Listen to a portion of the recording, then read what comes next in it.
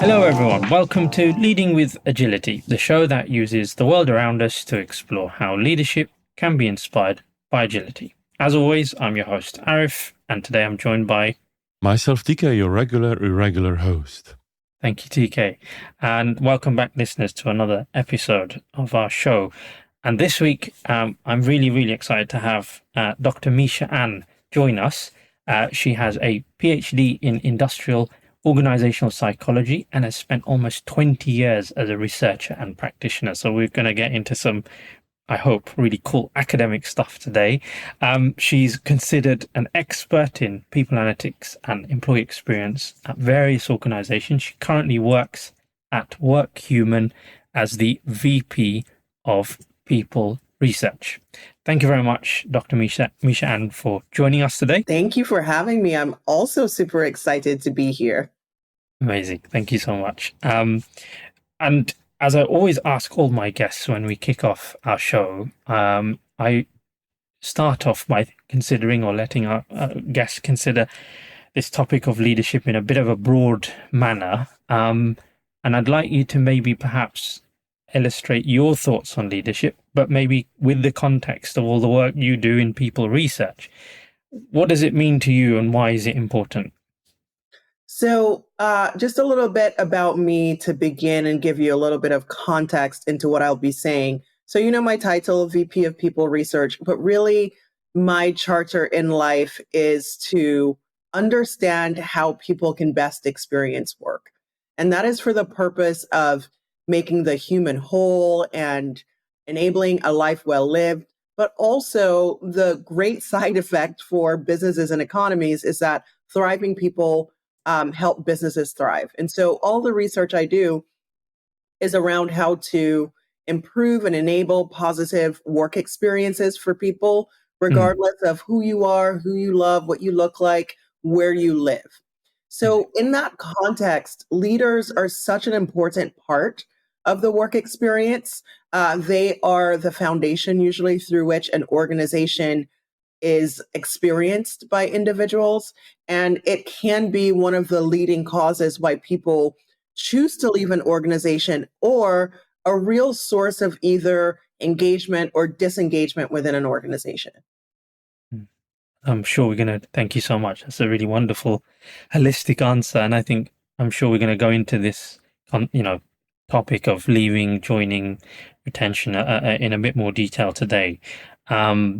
Before we obviously came on air to talk about this, we've been talking about the topics that are interesting to you, and starting with that perspective of how leaders show up and the impact they have and how they affect the organizational culture and the working team around them. Let's start with that and explore how or what are the mechanisms and what are the methods by which leaders need to show up and the tools they have available to them that maybe aren't as used as they could be, or maybe could be used better in order to show up in a good way for their employees. Yeah, so a couple of things have struck me as super interesting as I've been studying the workplace, studying leadership, and studying these types of topics, such as how leaders show up for their people. Right. One of the things that surprises me is that leaders often become leaders because they are good at the technical aspects of their role, not because they're good at necessarily leading people or have shown any potential in that area. The second thing that surprises me is how little we focus on the check-in meeting between a leader and their direct report. There's usually no training for that, even for new leaders. Yet what the research consistently shows is that having these check-in meetings is really, really important, and how you do them is important. So the first thing that has to happen for leaders to show up for their employees, and I know this is going to surprise everybody, but is to show up for their employees. That's kind of a joke. So what we consistently find is that, making the time for your employees absolutely matters. The research suggests that once a week is the appropriate cadence. So we have some upcoming research, and by we, I mean, me and my organization, WorkHuman, And what we find is that people who meet weekly with their leaders are 2.5 less likely to say they feel drained and exhausted at the end of the day. Wow. So just showing up and having frequent one-on-ones matter. The second thing is to make sure that when you do that, it's time well spent. If you're busy and your leader is meeting weekly with you, but they're not discussing things of interest to you, that can kind of backfire, right? And become frustrating. So a good leader should show up willing to support. They should provide quality feedback. We're finding that when people say their leaders provide quality feedback, they're 57% less likely to burn out, to say that they're burned out. And then lastly, check in with your person about, are these meetings valuable for you? Are we spending the time in a way that's benefiting you? And again, back to the research, when people feel like this time is well spent, they're 2 times likelier to say that they have low to no burnout. It's brilliant. I'm so happy to hear that, Dr. Meisha-Ann. Just because I've been talking about it myself for quite a while, I'm so happy to hear that your research confirms my intuition and suspicions. It's really difficult to see, and well, maybe sad to see how little time managers spend with employees and how often the one-to-ones, or as you say, check-ins, are being neglected.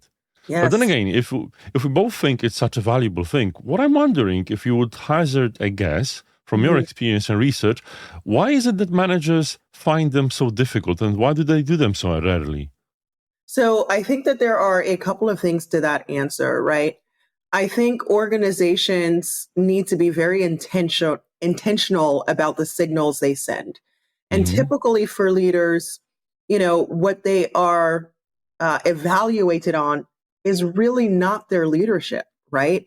It is outputs, results, which is totally fair, but the organization is signaling that that is the only thing that is important. And so I think that what happens in real life is that, managers and leaders get so caught up in the doing that they forget about the leading, and they forget that people are really the enablers of these results that they are accountable for. The other thing is that from an organizational perspective, from an HR perspective, check-ins are not talked about. I have never encountered an organization that really, apart from my current organization, that, provided check-in training and support. Now, so the way WorkHuman thinks about and considers this is we provide a technology to support check-ins. And the technology really guides you through the conversations that you should be having. And what we find that having a digital tool actually helps.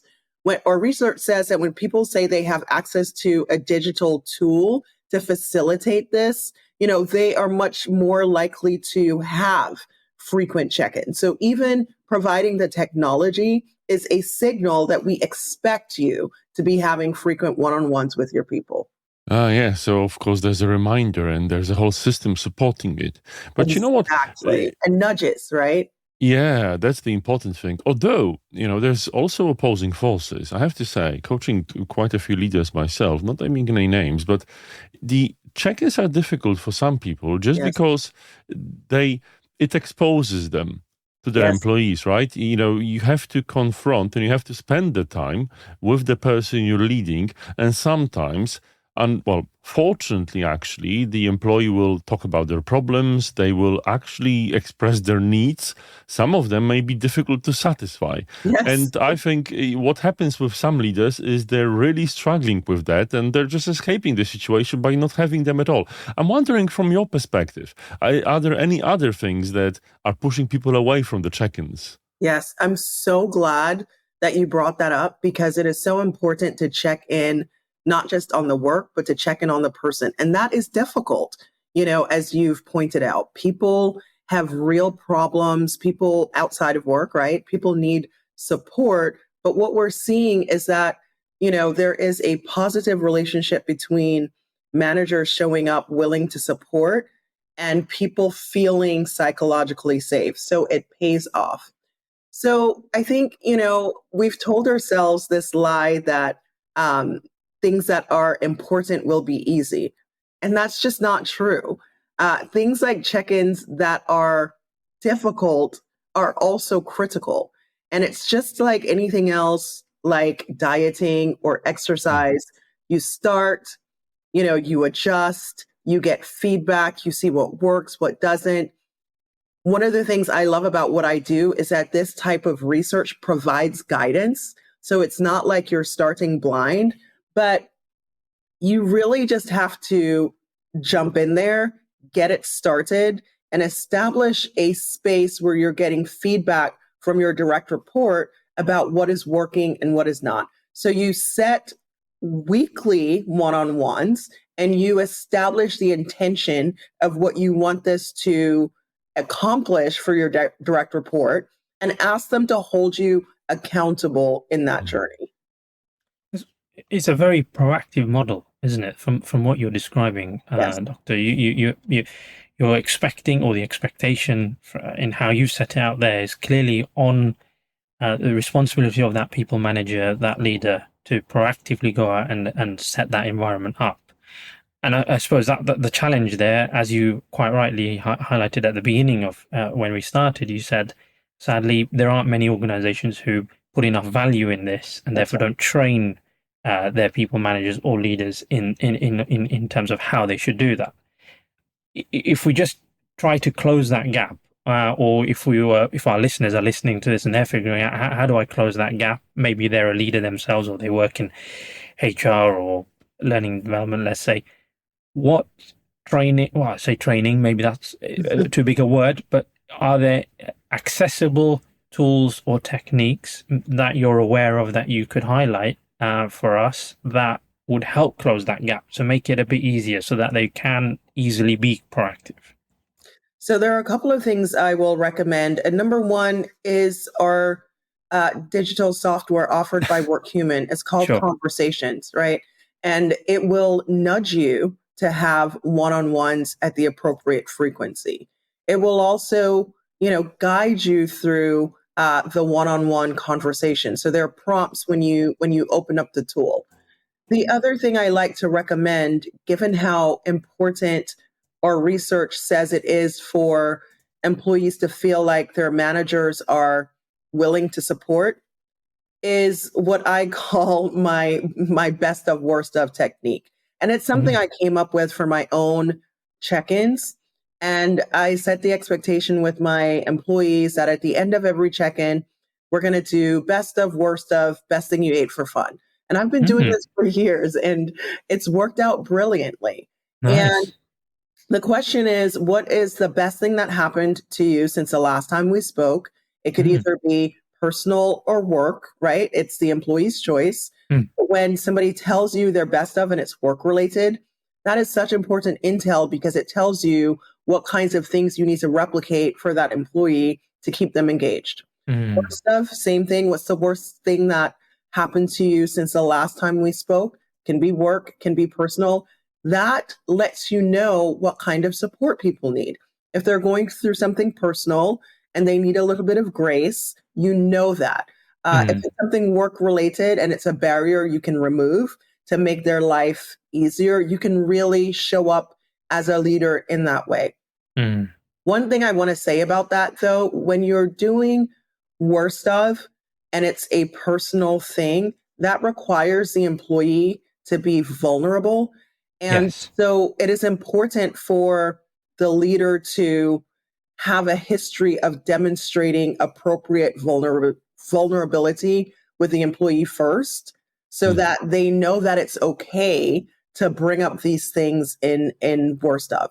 I'm not saying emotionally dump on your employees. I'm saying it's okay to say that you're having a bad day.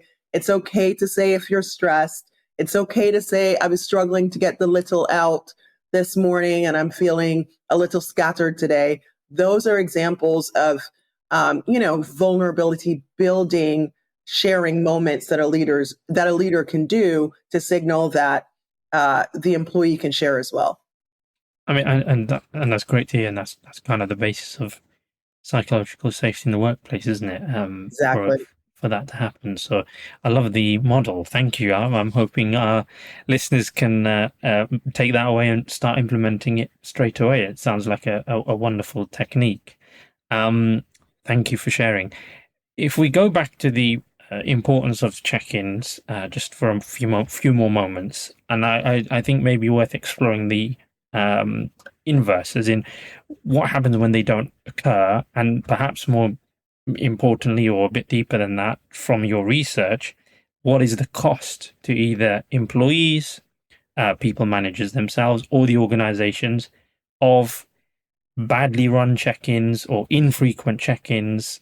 Could you share some light and some perhaps data on that so that we can learn something from that perspective?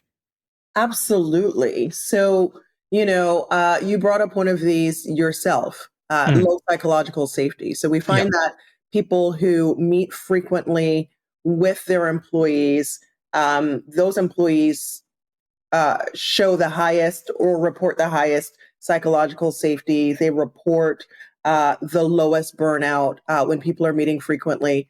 But also, it is possible to have a bad check in. So, one of the things that we asked about in our research that is upcoming, and you can always access WorkHumans research on our public webpage, and this will be available soon. But we find negative effects when leaders are showing up, to one-on-ones late or distracted. Mm, So the other thing I would say is that when you show up, really show up. What you're trying to do by proactively putting time on the employee's calendar and showing up present and on time, you're sending a signal that this person is important and Mm, that you care. And that mm, cannot be underestimated. Oh, that's brilliant. And, this, yeah, it's just so awful to see when, this care is just a pretense. And, you can see, as you've mentioned, the manager, the leader is not paying enough attention to that. But one thing is surprising, I think, for many people. You've mentioned in your research that obviously having these check-ins, regular ones, done properly, as we've talked about, reduces burnout and stress. But That's for right. many people, both leaders and employees, this is at least what I've heard, and this is something I have to dispel myself. So I'm keen to hear your point of view. Maybe I'm sure it will help me, because for many people, these one-to-ones, these check-ins are stressful. The employee has to, talk about what they've managed to achieve, but actually they might not have managed to achieve as much as they hoped. The leader will be confronted with the problems. So many people would say, well, it sounds counterintuitive that they reduce burnout and stress. And yet your Mhm. research shows otherwise. So how Yes. is that? So there are a couple of things we find. So WorkHuman, another one of our offerings is our social recognition technology. And what we find is that when you couple recognition and check-ins, that's when we get the best outcomes. And that is because the two things together tend to be relationship builders and foundation for other things to happen. So let me say what I mean. When people are recognized and appreciated by their manager or by Mhm. anybody else, actually, we find that it creates this feeling of connection. So the more somebody is recognized, the more they say that they are feeling connected to their colleagues. Now you take that feeling into a one-on-one.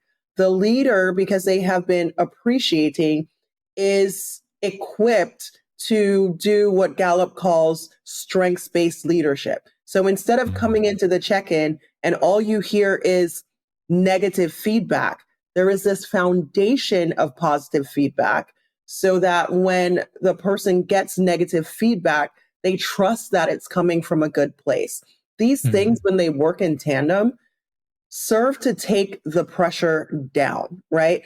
The thing about burnout is that it is both objective and subjective. So there's an objective situation that's happening, but then there's a subjective perception of it. When you lead with strengths and with appreciation, that brings the pressure down and makes it more likely that when you're checking in, it's less of a high pressure situation because you've already kind of had this loop of positivity. It also, because it creates psychological safety, allows people to say, hey, you know what, I'm feeling overwhelmed.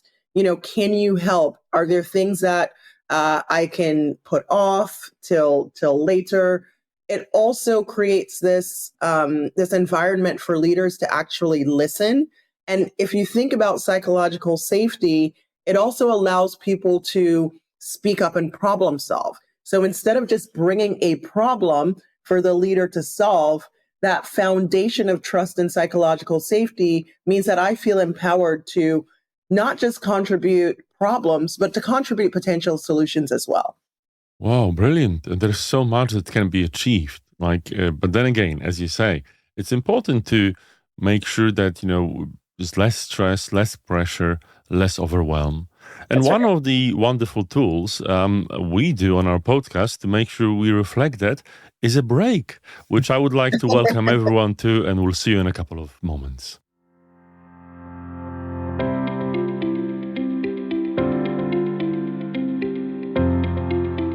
We're back in December with another webinar. This time we'll be joined by Georgina Kelly, HR Networker Extraordinaire and a member of the HR Most Influential Thinker list for the past 2 years.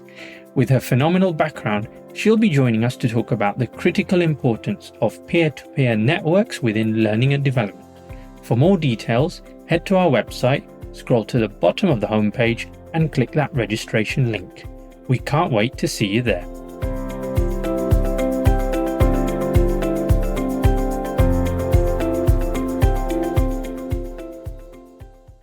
Welcome back, and before the break we were discussing at length there with Dr Meisha-Ann the importance of that psychological safety in how you're creating that environment for employees and people managers to have productive check-ins, right? And check-ins that work.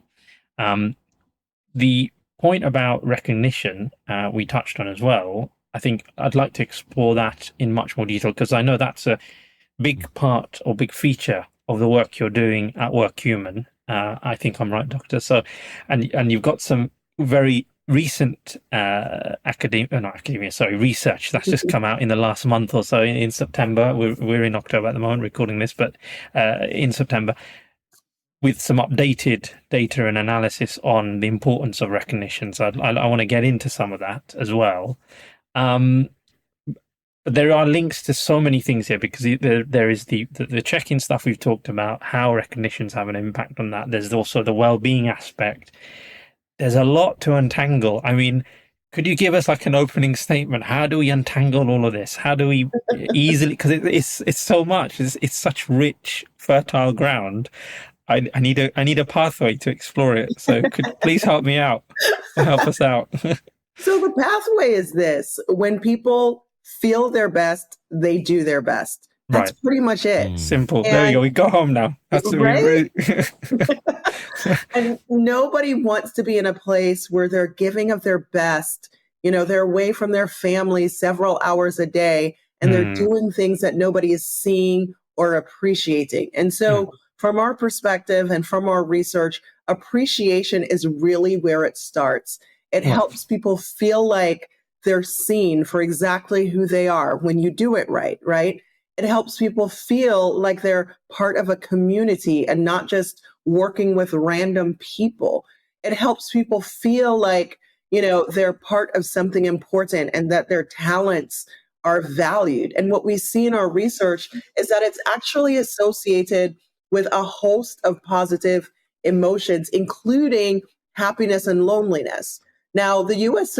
Surgeon General calls loneliness a public health crisis.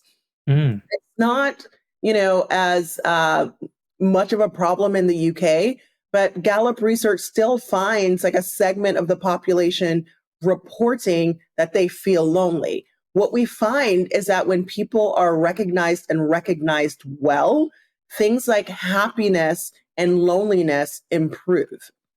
Mm. That's it is important to understand that the idea of the self and the importance of self, and looking after that, and that human aspect, isn't it? We are human coming to the workplace. We're not just robots or anything like that. So thank you for that really good reminder.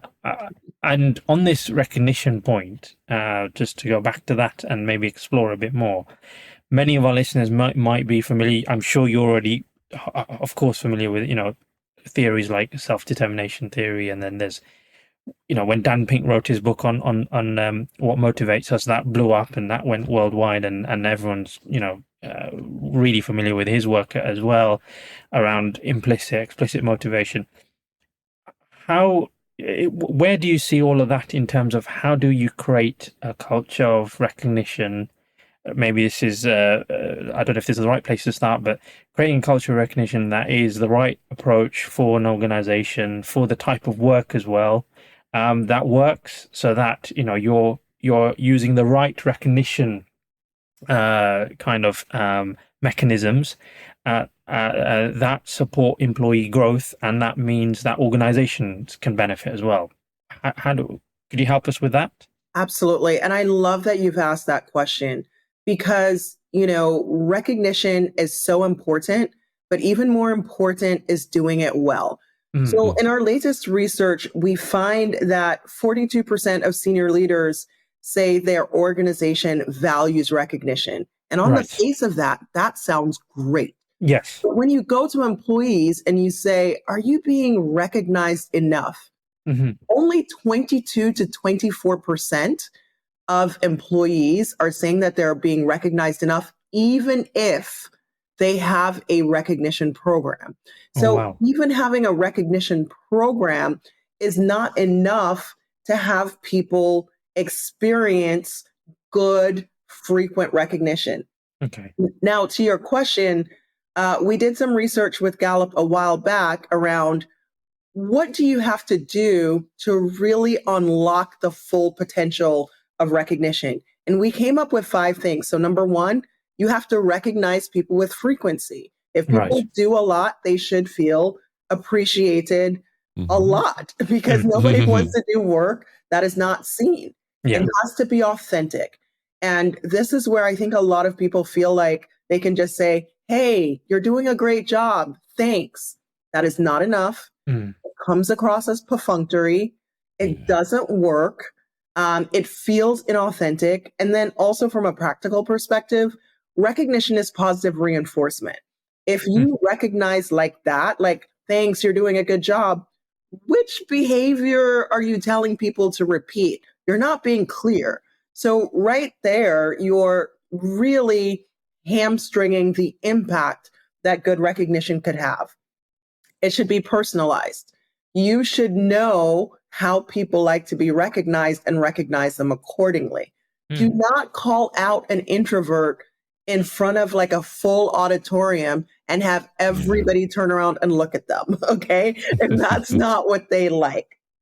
Number 4, it has to feel equitable. If I do something, my coworker does something similar, I have to feel like those 2 things have an equal opportunity to be recognized. And then the 5th thing is that it has to be embedded in the culture, which means it has to feel like others around you are being appreciated. And it's just something that the organization does as part of its culture. Now, we have a long way to go where this is concerned.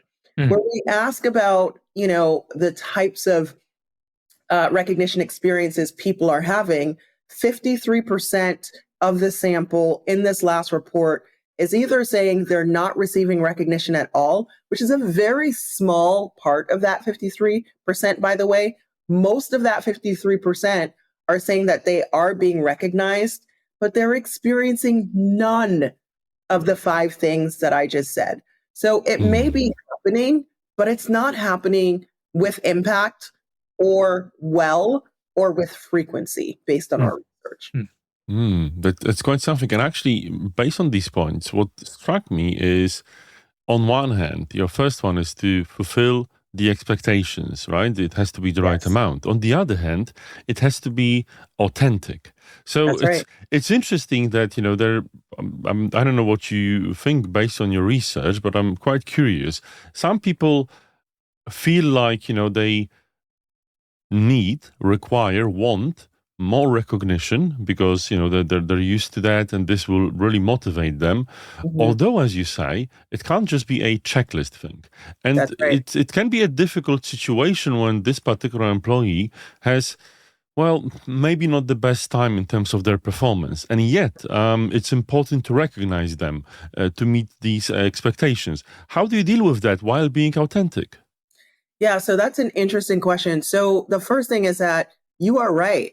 Expectations of frequency are variable, and we Mhm. find that it varies by generation, Mhm. interestingly enough. So, Wow. Okay. so the younger generation has a higher expectation of being Ah, recognized compared to older generations. okay. Interestingly, however, the impact of recognition is consistent regardless of what your expectations are. Right. So, to answer your question of, how do you fulfill that expectation when people are not necessarily doing well in their job? I encourage people to consider the full spectrum of feedback. And this goes back to what I was saying before in terms of, positive and constructive feedback. I think sometimes we think of employees as, throwaways, right? Like they're not doing well in this particular realm, throw the whole employee away. And I prefer to think more like a coach. What are you doing well that I can reinforce to get you to keep repeating as a way to improve your overall performance? And we actually find in our research that this works.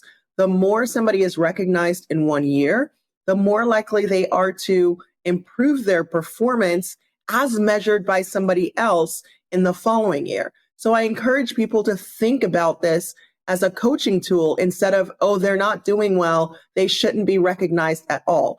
Because the other thing is, when you find things to positively reinforce, when you have to be constructive, people are more likely to trust that it's coming from a good place instead of just feeling like you're picking on them. And so the Mm, trick is to balance the two accordingly, in order to create high performers, not just reward high performers. mm. One of the other things that you mentioned earlier in those 5 steps, or 5 pillars, maybe is a better Mhm. word, of or what makes good recognition in the workplace, is the idea of equitable. Yes, And so, if I've understood that correctly, reading what you've written as well, it's about making sure it's given fairly, so there are no right. favorite playing, right? And I was Mhm. looking at that, I was looking at the others, and listening to you earlier, and I was thinking, this is like me being a parent with my kids. I just, it's so relatable. I honestly, like, the idea, playing one child off of the other, or, really constant giving praise.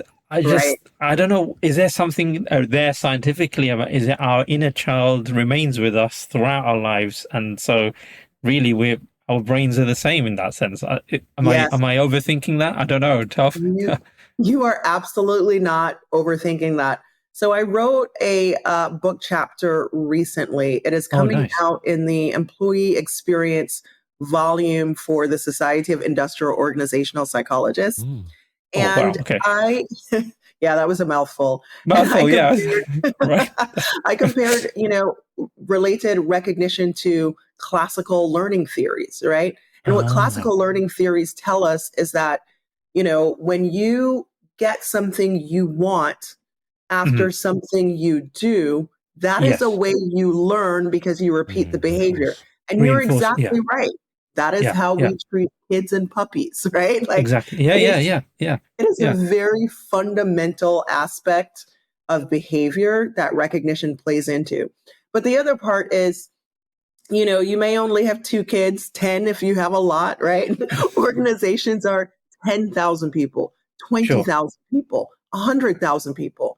And so when you're dealing with 10 kids, it can be easy to go, okay, I see how one might be getting like a better shake. When Right. you're dealing with 200,000, you can see how that would be difficult. Right. This is where a technology really, really helps you, Okay. because if you're doing it formally, then you can really see who's being left out and remedy that issue. Hmm. Fascinating. Really fascinating. Moving the conversation on a bit more, and we you briefly touched, or maybe I don't know if we did actually, but retention. That's another Yes. interesting element to this whole conversation.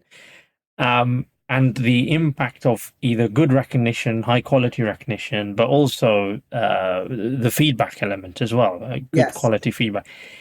How do the two have a impact on employee retention in your view? How do they, are they very combined? Are they very together? Are they slightly separate? How can you help us understand that as well? Yes, they are very together. So one of the things that we find most frequently is the relationship between good recognition and employee retention.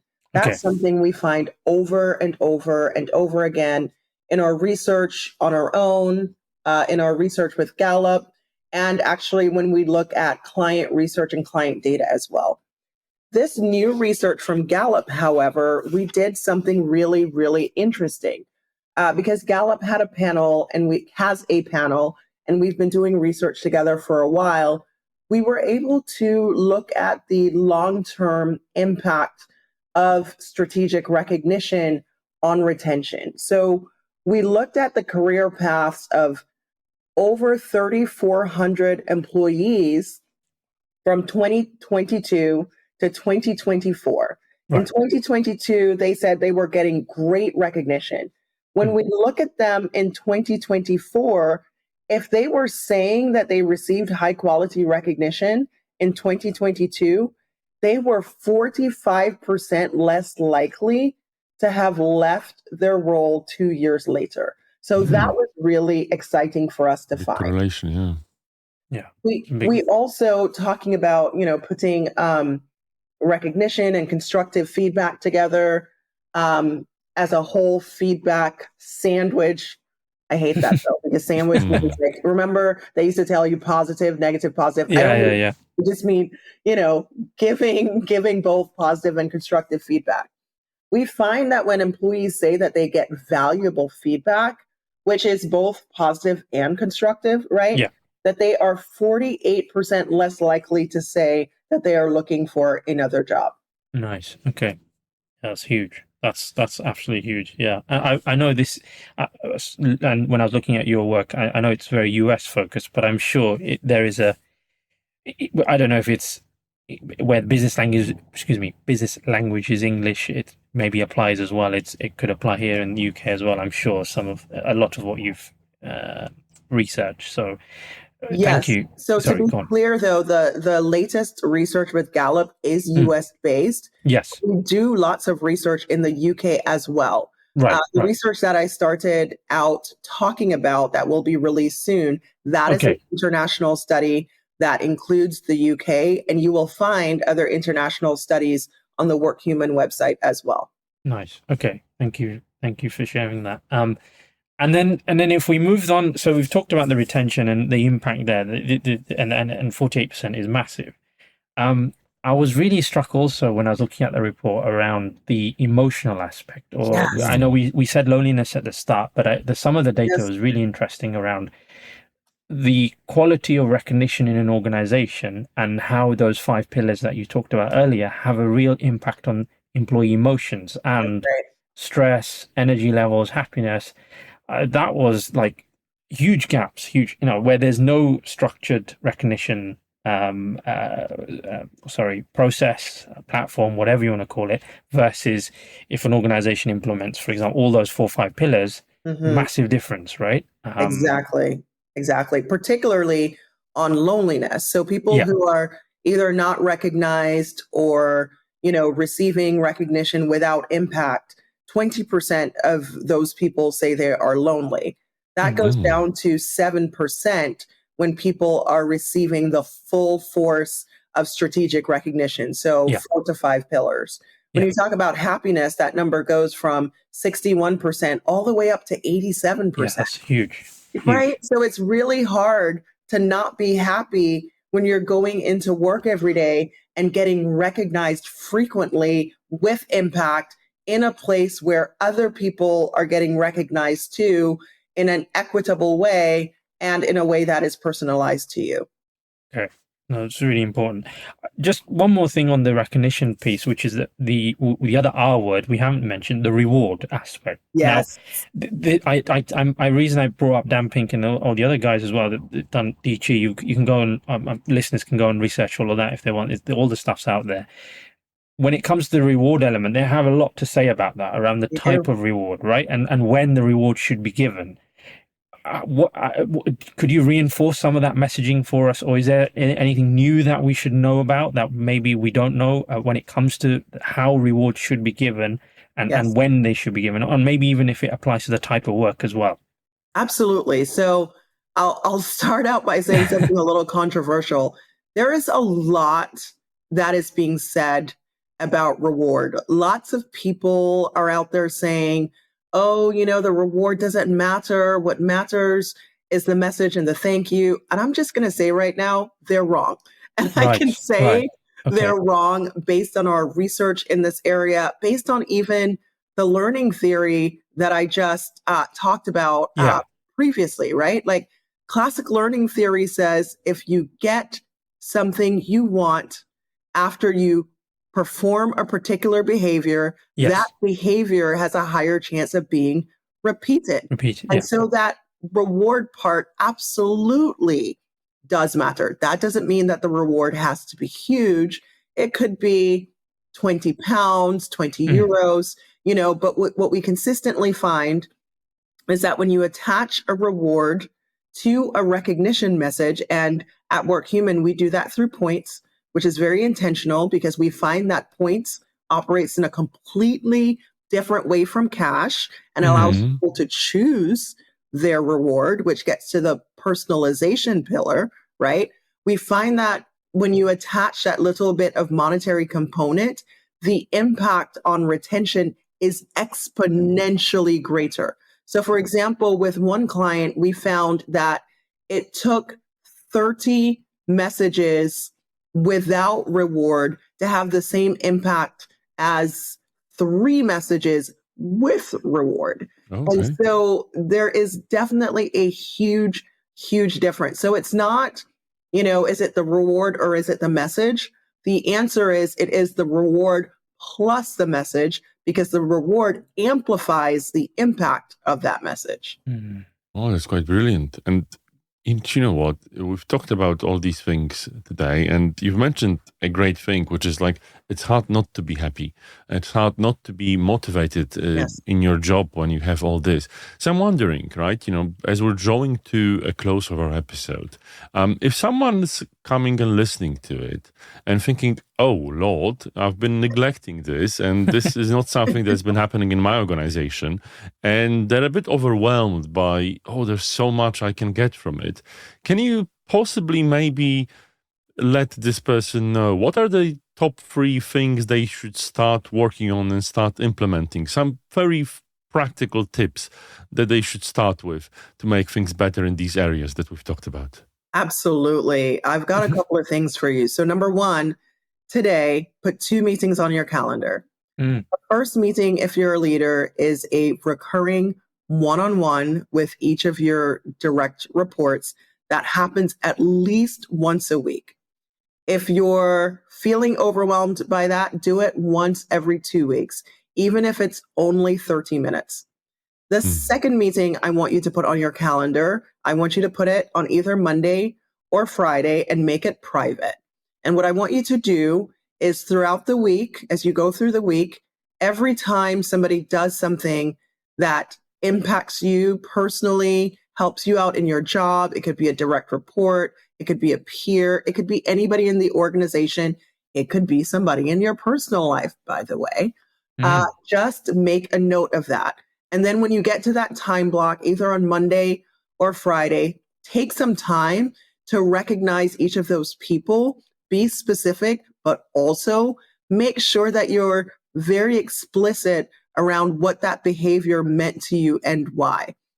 Not only will you benefit that person, but our research actually says that the giver benefits as well. So you'll either start your week with gratitude if you do this on a Monday, or you will go into the weekend with gratitude if you do this on a Friday.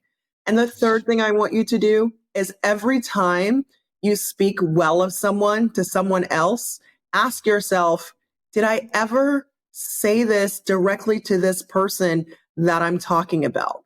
And if you haven't, make that note in your calendar appointment that you put up for either Monday or Friday, and make sure that person knows how you think of them and how much they mean to you.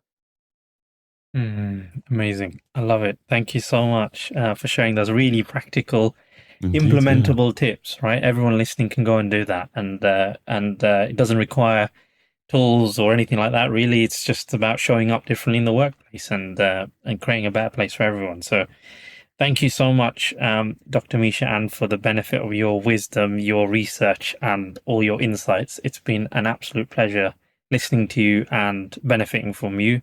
I hope our listeners have as well. That's all we've got time for today. It's been, I'm just like, whoa, so many things, just gotta reflect, digest, probably listen to this episode twice myself. So yeah, thank you so much. And for all our listeners, you know where to find us. Go hit that subscribe button if you haven't already on your favorite podcast player. And we'll probably be back next week with another episode. So a big thank you to Dr. Meisha-Ann for joining us today. Thank you, TK. And we'll be back next week. Thank you so very much. Thank you. Bye-bye. Bye.